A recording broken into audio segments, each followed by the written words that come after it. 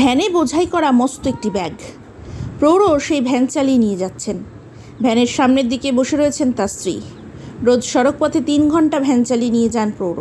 সন্ধ্যায় আবার সেই পথেই ফেরেন। তাদের সঙ্গে রাস্তায় দেখা হয় এক চিত্রগ্রাহক শিল্পীর।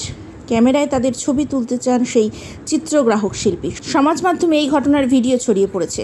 আক্কি ফাক্কি নামের অ্যাকাউন্ট থেকে ইনস্টাগ্রামের পাতায় এই ভিডিও পোস্ট করা হয়েছে। সেই ভিডিওয় দেখা গিয়েছে যে রাস্তায় এক প্রৌঢ় দম্পতির ছবি তুলতে ব্যস্ত রয়েছেন এক তরুণ।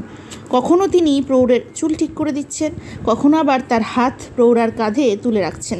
ছবি তোলার আগে দম্পতিকে সমস্ত পোজ বলে দিচ্ছেন সেই তরুণ। তারপরে সেই দম্পতিকে মিষ্টি মুখ করার অনুরোধ করে ক্যামেরার ছবিগুলো প্রিন্ট করিয়ে নেন তিনি। ছবিগুলি দম্পতির হাতে দিতে লজ্জায় রাঙা হয়ে যায় তাদের মুখ। তরুণ প্রশ্ন করেন যে শেষ কবে একসঙ্গে ওই দম্পতি ছবি তুলেছিলেন।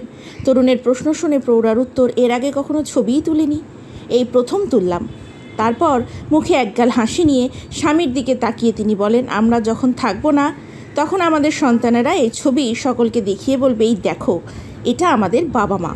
ছবিগুলি নিয়ে তরুণকে ধন্যবাদ জানিয়ে বিদায় নেন সেই দম্পতি। ঘটনাটি কোথায় ঘটেছে তা অবশ্য জানা যায়নি, তবে তরুণীর এই আচরণের প্রশংসা করেছেন নেট ব্যবহারকারীদের একাংশ। একজন লিখেছেন, সাধারণত রাস্তায় ঘুরে ঘুরে চিত্রগ্রাহক শিল্পীরা তরুণীদের ছবি তুলতে বেশি আগ্রহী হন। সেই ভিডিওগুলো সমাজ মাধ্যমে পোস্ট করেন, কিন্তু আপনি অন্যভাবে কাজ করেছেন দেখে খুব ভালো লাগলো। এই ভিডিওটি দেখে মন ভালো হয়ে গেল।